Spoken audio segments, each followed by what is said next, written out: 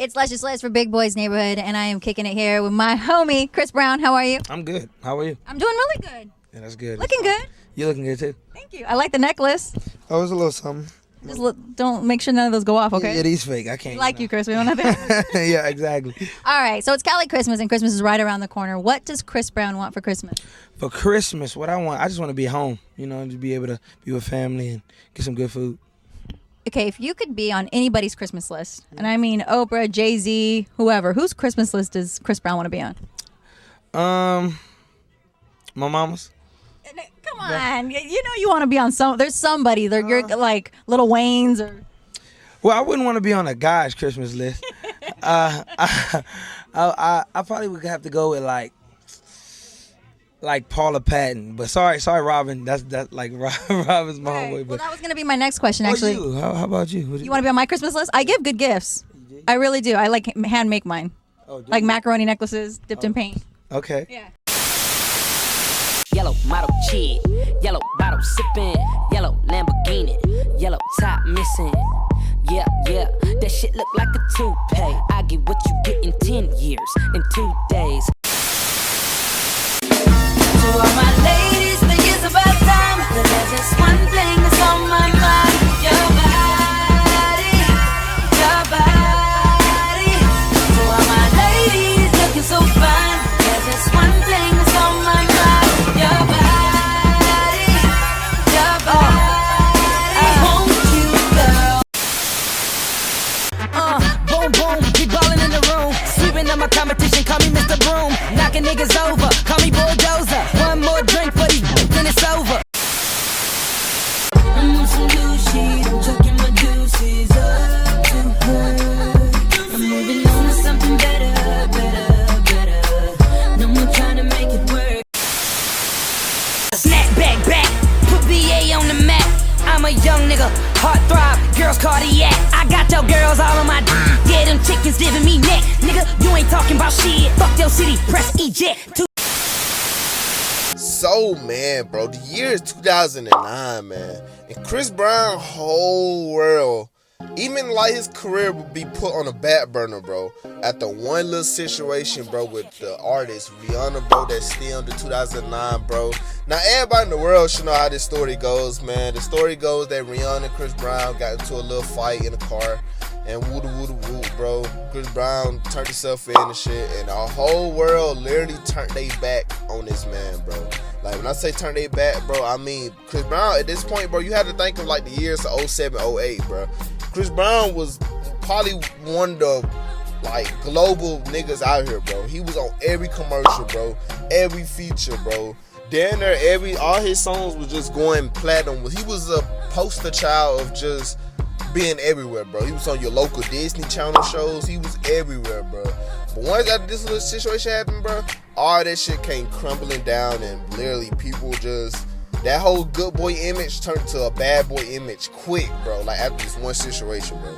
So after the devastating year of 2009, bro, the press, the whole Rihanna situation, bro, his album Graffiti kind of flopping and shit, 2010 will be the start of a Chris Brown comeback, bro. Literally, like the comeback for Breezy, bro. He basically would just kind of restart his whole career from scratch, bro, down there, bro. He'll go on an insane mixtape run, bro. Him and Tiger would be close friends, bro. He would kind of really start leaning into more like rap songs and junk. Like, he really wasn't focused on like singing, bro. He kind of cut the singing down a little less and just really started going for this more hip-hop like rap aesthetic, and that shit was fire, bro. Probably some of the best music that Chris Brown dropped, bro, up to that point, bro. But hey, that's for later on in the video. But hey, man, y'all know I say in every video, man. If you new here, hit that subscribe button, man. If you old here, hit that subscribe button, man. If you think you saw any one of my videos before, I mean anywhere, bro. On your phone, bro. Your cousin phone, bro. My phone, bro. Hit that subscribe button, man. I'm not playing, man. We going crazy all 2025. Man, bro, you see, man. You obviously clicked on this for a reason, man. We are talking about one of the greatest, bro. One of the most craziest, but he get compared to MJ down there every second of every day, goddamn. We talking about one of the greatest R&B artists in this fucking generation, bro. Chris motherfucking Brown. But not any year Chris Brown, bro. We talk about 2010, 2011 Chris Brown, bro. Y'all give him a round of applause, man. Yes, bro. Yes, bro. Yes. Man, 2010, 2011 Chris Brown, bro. This is like dubbed as the comeback era for Chris Brown, bro, for many reasons, bro. As you heard, we explained in the beginning of the video, man. So this era right here, bro, is so special to, like, I'm pretty sure any Chris Brown fan, but just really in general, though, bro, because it was one of the first times you really, like, this was like the first time he really just, like, he really showcased his rap side, bro. Like, he wasn't really doing them R&B shit. He still was, like, you feel me? It was still R&B cuts in between, you feel me? Now, don't get it twisted. But it's like he really started leaning into, like, more rap and shit. And then you gotta realize, Tyga was just a force to be reckoned with, bro. Tyga at this time was insane too, bro. This is 2010, 2011, bro. So this when Tyga was just like fresh off of being signed to Young Money and junk. Tyga was going crazy with the mixtape, the Well Done mixtapes and shit like that, bro. So Chris Brown catching steam to Tyga and shit, like, it's like they both needed each other for the right reason, bro. Chris Brown, like, you feel me? Chris Brown back being turned to the world and shit. So Chris Brown, you feel me? He got with Tyga at the perfect time. And Tyga get with Chris Brown just because he was Chris Brown. He was already established as Chris Brown and shit like that. So it was just one of the perfect duos, bro. It is still crazy how, like, that duo really works, bro. It's kind of insane. Alright, man, so in this video, man, we're gonna talk about everything, bro, man. I understand I've been talking too fucking much, man. We just gonna let the video speak for itself today, man. So you already know, bro, if you watching this, man, you and your girlfriend and your ex-girlfriend go drive to a local beauty salon that y'all got in y'all city, bro. Go in there, you gonna buy her some makeup, and you buy your ex some lip gloss and shit. Y'all go drive to the crib and shit. But make sure you go stop by your local Wendy's, go grab 2 4-for-4s and shit. But not for you though, for your girl, your ex-girl, because you know you probably gonna be trying to share with they ass. Eat some of their food, go back to the crib, turn on the YouTube video, and listen to me out for however long this video finna be.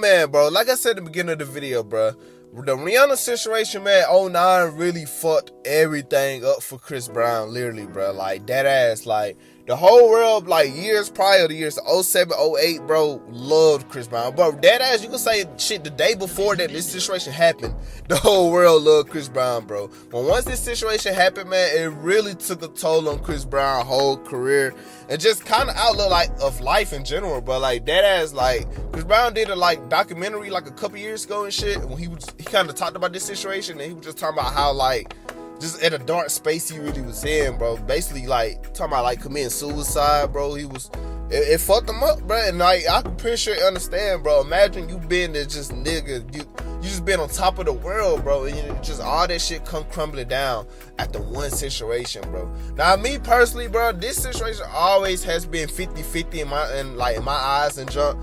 Like, yeah, I don't justify no man hitting no female, bro. That's not justifiable, bro. But people do be forgetting. And don't come for me in the comments or nothing like that when I say this, bro. I love Rihanna music, bro. I grew up listening to Rihanna my whole life, bro.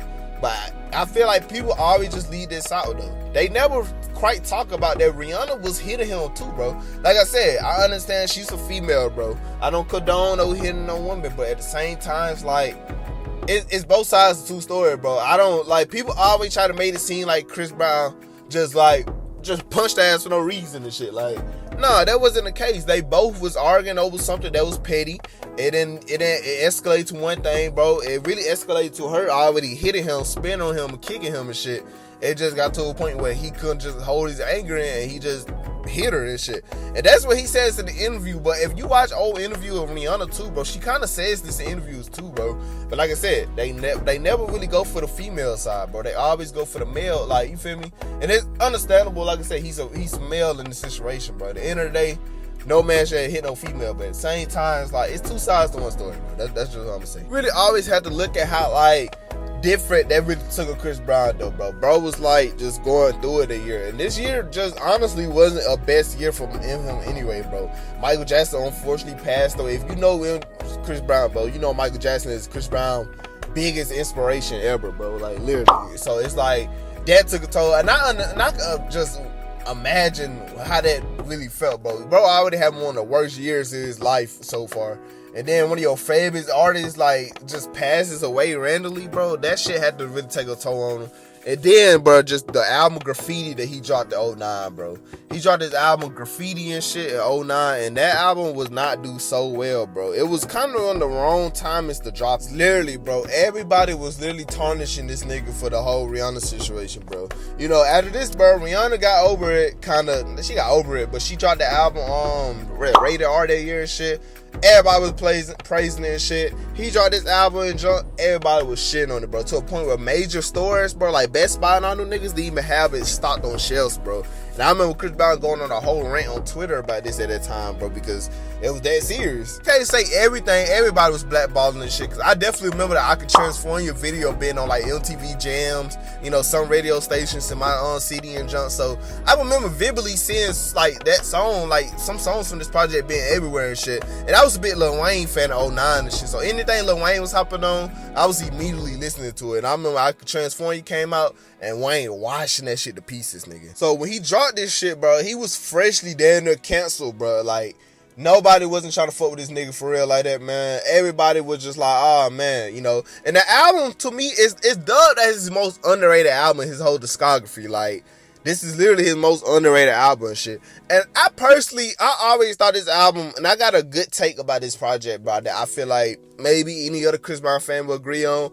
But it ain't like the album was whack. It wasn't a whack album, cause this shit got fire songs, but like Sing Like Me, you know, Crawl, bro, motherfucking So Cold, like this, it's a fire project, bro. It just was it was kind of like between where like Chris Brown was headed, bro. It was like right when he started like kind of expanding his like taste and genre. It was a mix between his early sound of like Chris Brown and Exclusive, and like leaning into what his music would become later on, and like as the years went on and shit. I always looked at the album like a prelude to Fame, basically, bro. It was like right when he started switching his sound up with like electric sounding type music.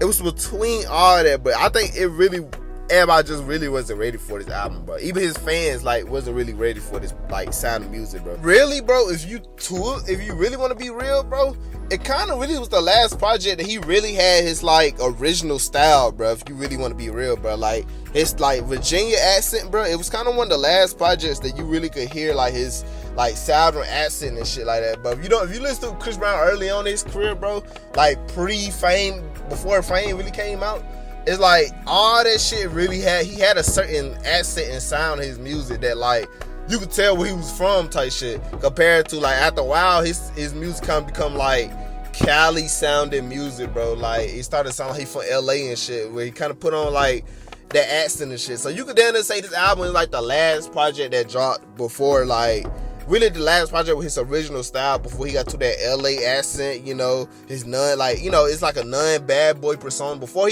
all that shit that came after 2009, it's the last of all that, bro.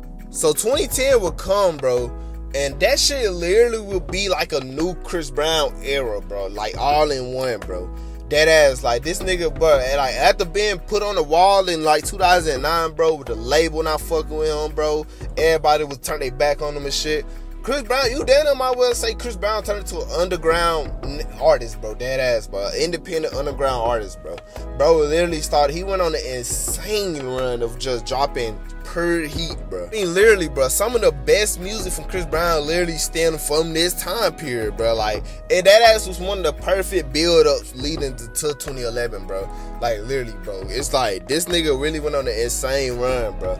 And all that came from with him just dropping mixtapes, bro, and him linking up with Tyga, bro. Him and Tyga, bro, became a duo and forced to be reckoned with, like I said, bro. Bro, you gotta think about it, man. Tyga, like, and it ain't really a bad take when you say this, bro. It's just pure facts, bro. But Tyga really brought Chris Brown back, bro. Like, he brought that man back from just being, you know, just everybody not fucking with him to literally building him back up, bro. Cause you gotta realize Tyga, bro, was hot, bro. Everybody, like, it's cool to make fun of Tyga and woo woo woo, but Tyga was that nigga, bro, in the early 2010s. But he's still that nigga now, bro. He was that nigga for real in the early 2010s, bro. Like, everybody was fucking with Tyga, bro. And Tyga had a crazy mixtape run at the time, bro. Like, Well Done, The Black Thoughts, bro. all that shit was going crazy. This was the snapback and tattoos era and shit. Like the whole like swag era was starting to become in play. The motherfucking, this when like Cali was doing their motherfucking thing, bro. This when like all that shit was starting to come in that like limelight. And Chris Brown hopped in that shit at the perfect time, bro. Like that ass, man. Chris Brown was doing songs. He was in like the Cat Daddy music. He was like, Chris Brown was really fucking with that shit, bro. Like, and Tiger was all about that. Like Tiger whole swag and style was all about that. It was kind of the perfect times, bro, to drop. Really, bro, him and Tiger would literally lock in and literally would drop and record the classic F.A.M.E mixtape, bro, that dropped in 2010, bro. And all that shit was just heat, bro. It was, like I said, it was one of the perfect, like, situations, bro. And it really saved Chris Brown's career, bro. Like, it really did, bro. It just, because it was the transition from, like I said, the young singing ass R&B, like, puppy love music to just doing, like, you know, just going into this grown-up sounding music. It was really one of the smoothest, perfect transitions ever, bro. That ass, like, one of the perfect transitions, bro. You got, like, for being just the pop star puppy love, bro, like, just being this charming, having this cute boy image and shit, and then just, they literally threw all that bad boy image on the shit, and he did that shit well, embracing it, bro. Like, just literally getting full in depth with it, bro. Dropping music that went with that theme, bro. Just that ass embracing it, and it saved that man's career, bro. So shout out to Tiger for just being an OG and just a real friend for just even being there at a time where Tiger talked about that shit in the interview. I forgot what interview it was though, but he was talking about in the interview how it was just like, man, how it was one of the worst times for like how everybody was just bashing Chris Brown and shit, but he was the only one who still looked at Chris Brown as like Michael Jackson and shit, and just kind of took that chance and worked with bro.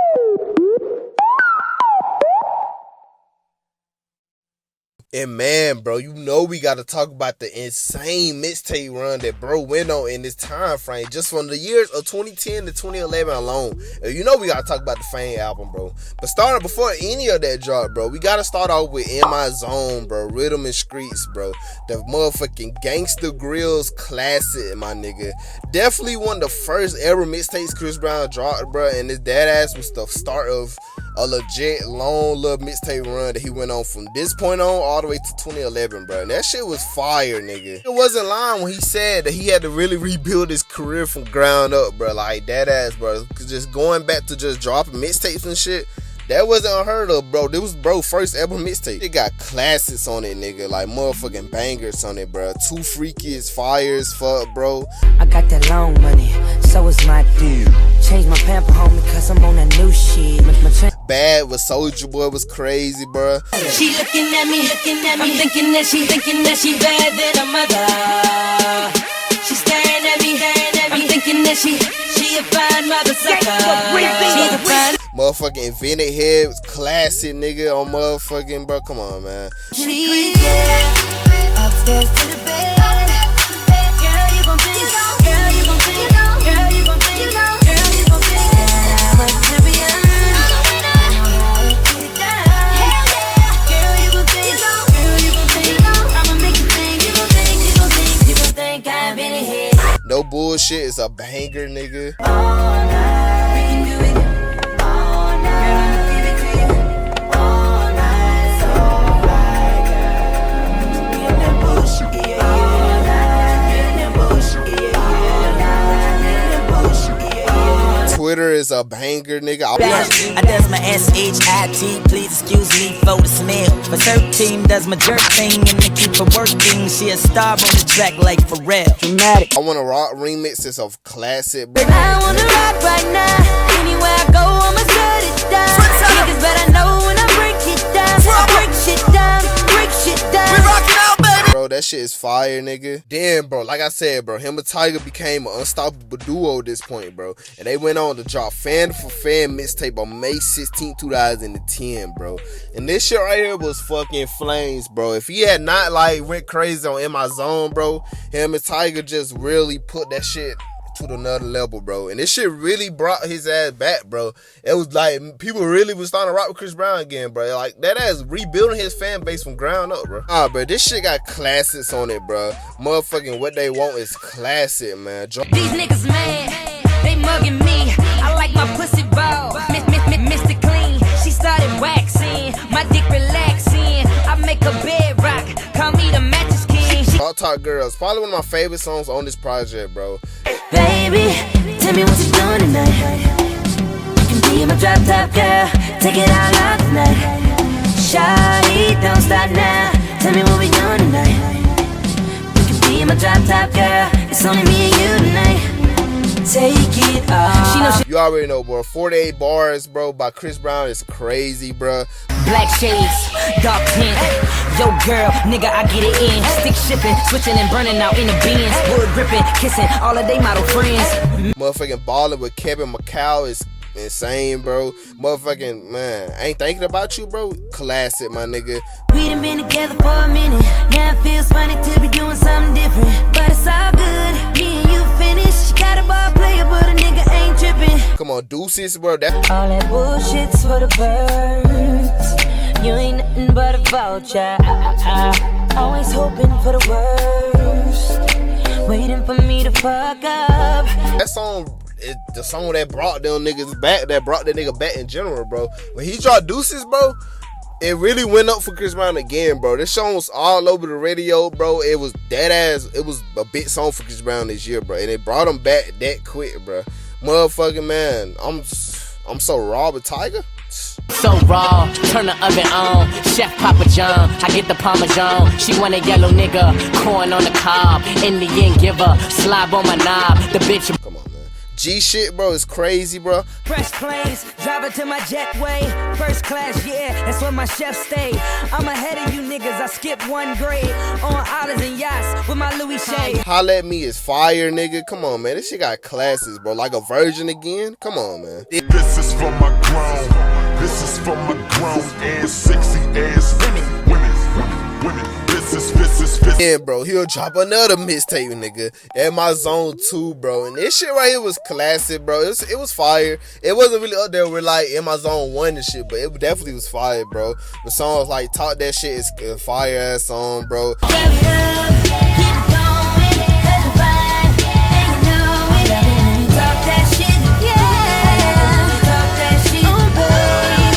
Glitter with Bitch Sean is crazy, bro.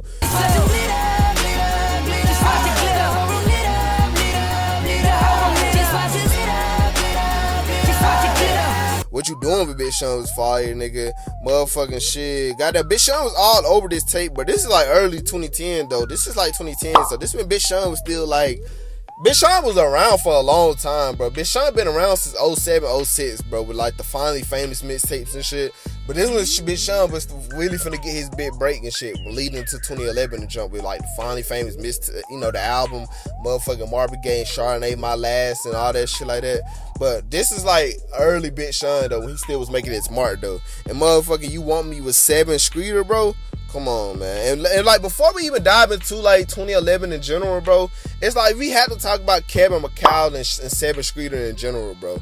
Like there was like Chris Brown proteges at that time, bro. Like Chris Brown was working with them niggas a lot in 2010, bro, in 2011. Especially Kevin McCall, bro. Like him and Chris, bro, was like an unstoppable duo, bro. Like you see that he's all over like half of these mixtapes we just named, bro. He dead ass was all over. He was all over F.A.M.E.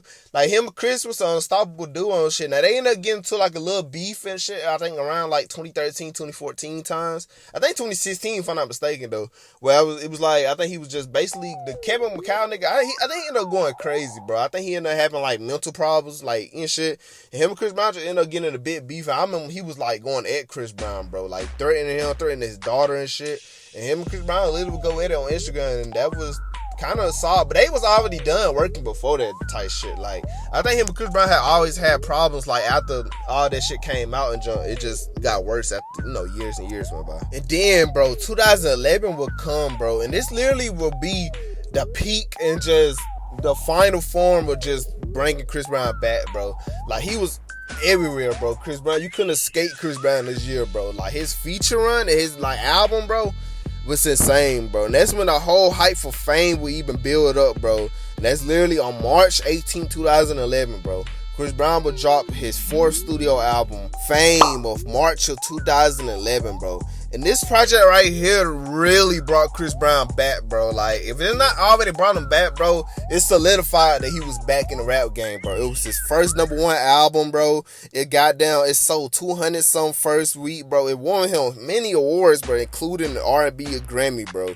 Like, it's crazy what this album did for this man, bro. And all that stemmed for just him not taking his feet off the gas in 2010 and just dropping banger after banger, bro, and just having Deuces becoming a huge success, and bro, my nigga, it's like you gotta respect that, bro. You can't like not respect that, bro. Like, bro, that ass went crazy and he did what he had to do to get back to the top, bro. He did this with no help in the industry, bro. No label backing him, bro. He that ass went on the underground independent ass artist route and just started dropping banger after banger, bro. And that shit really brought his name back, bro. You gotta realize, man, 2011 was just a crazy year in general, bro.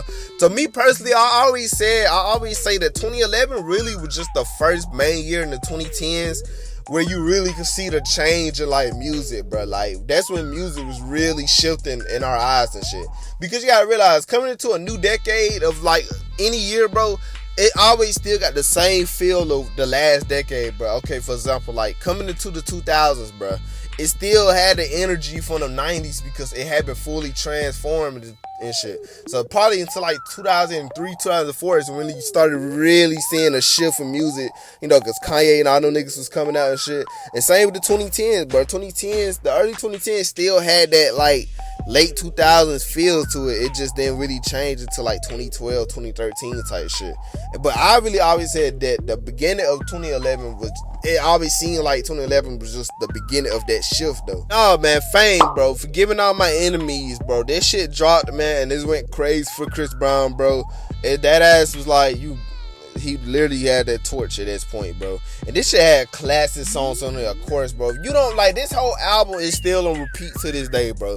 Many fans consider this his best album, bro. I think he even considered this his best album because he think of just having to go crazy to even get to that point again, bro. So it just was a legendary time for sure, bro. But this shit got bangers on it, bro. Motherfucking Beautiful People is one of my favorite Chris Brown songs in general, bro. It's beautiful people.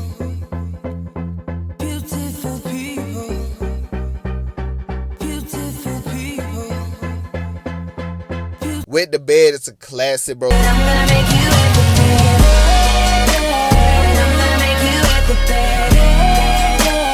I'm gonna make you at the bed. Look at Me Now with Lil Wayne, Busta Rhymes was everywhere at that time, bro. Look at me now. Look at me now. Oh.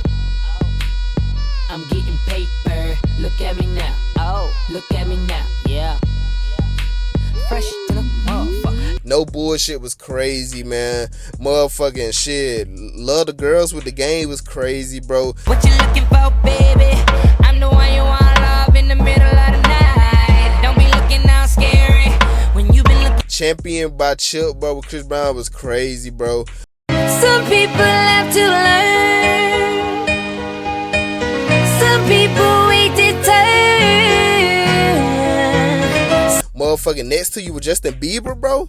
One day when the sky is falling, I'll be standing right next to you. Right next to you. Come on, man. Yeah, 3 times, bro.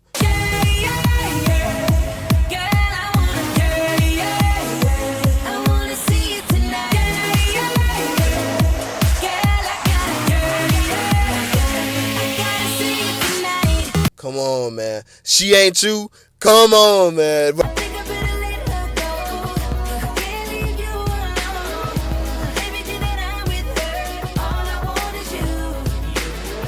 it's like this shit, it just keep banger after fucking banger, bro. Had no choice but to add Deuces and No Bullshit on them. They were mixtape songs and shit. Them songs went extremely crazy, bro. He had no choice but to add them bitches to the album. They went so perfect with the album. And then, bro, you would think like F.A.M.E would be enough and shit. No, bro. He dropped another mixtape after this, bro, called Boy in Detention, bro. And this personally, in my opinion, probably one of his most underrated mixtapes for real, bro. In My Zone 2 underrated, but it's probably one of his like really rapping mixtapes, bro. Now don't get me wrong, he was rapping on In My Zone, he was rapping on like Fan for Fan and shit. but he really was rapping on this shit. And he had like big name rappers, like hitters on this shit too. That would make it, I feel like that would kind of make it his most rappy album, bro. I really remember when this shit dropped too, bro. I remember he just posted a link on Twitter and it just led us there, bro. I'm telling you, bro. I was a young ass nigga in 2011, bro, really on the internet, bro. Like, had no business on the internet. I was just on this shit. I was too hip, bro. This shit had bangers on it, bro. It really showcased that, like, snapback and era for real, bro, on this mixtape, bro. This shit had bangers on it, bro. Dead ass, man. Motherfucking Body on Mine with 7th Street was crazy, bro. Hot damn, you look so appalled. My girl is the shit, your girl has no ass at all. Her booty super thick, but her tummy super small. And when she dancing, her booty swallow up her drawers. First 48 was fire, nigga. Y'all make them clap, make them do that. And when this nigga rap, they be like, who that? She in the party super wet, where the pool at? I got a big head, so my head adjusted to snaps. Your Body, bro, is probably one of my favorite Chris Brown songs in general, bro. Fresh I am, yes I am, yes. Skinny jeans on, I wear them. Yes. I'm such a little kid, get my high chair then. But look at my watch and what's under my chin. Yep. This song, like, he goes crazy with this song, bro. I commented on the video a couple years ago. I said that this song should have been promoted as a hit, bro. He should have threw this on the radio, bro. It had potential, bro. I don't know if everybody really wanted to hear Chris Brown rap, but bro, this song had potential to be one of the ones, bro. My Last Word was fire on this bitch, bro.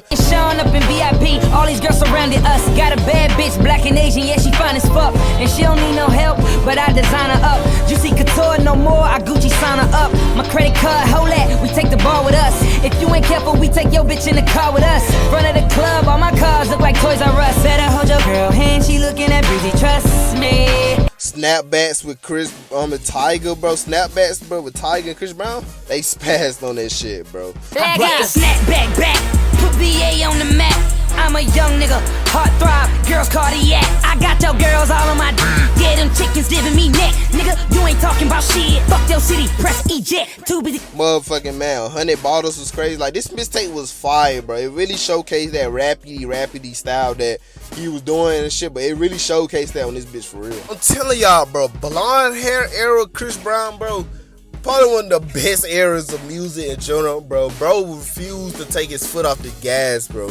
Because not only that, bro, we had to talk about his insane feature run, bro, that he did in the year, so 2010 and in 2011, like, combined, bro. Cause there's hella features he did, bro, that we gotta talk about, bro. Come on, bro. When I tell you it's a lot of features, bro, you got My Last with Big Sean, bro.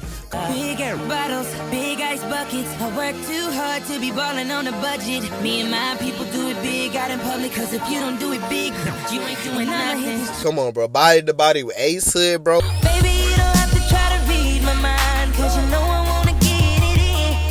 And tell me why would we just think about it? If you wanna know what it is, baby, we can be body to body, body to body. I don't mean to rush it, girl, but we should be. Another round with Fat Joe, bro. Cause in the end, girl, you're gonna want another round, another round. Girl, you're gonna want another round. Come on, bro. Get Back Up with T.I. was a classic, nigga. I'm only human, y'all. I'm only human, y'all.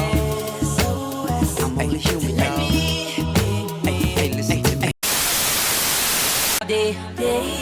I'm so happy you're mine. So beautiful, top of the line, so unusual. Now I think it's time. Hey, shawty, I hope you don't take this the wrong way, girl. You look better with the lights off, better with the lights off. Champion with Chipmunk was crazy, bro. Motherfucking shit, goddamn. It's hella shit. One Night Stand, bro.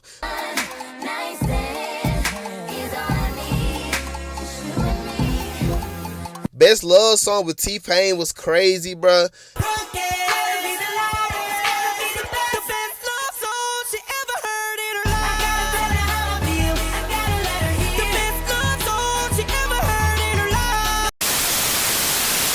I just came to get rid of every nigga that murder every rapper. Watch a nigga come up out of me. I'm something hard on these motherfuckers flying on the VMAs. Evil Knievel, the nigga proud of me. I'm drinking this shit till 5 in the morning. Your girl's number one pick, call me Mr. Lottery. I let her hit a nigga die, pow, like a suicide. I ain't giving no motherfucking apologies. And he just, bro, I'm telling you, bro, he kept going with the shit, bro. Ooh, even a remix, bro, he had on Rihanna's birthday cake, bro.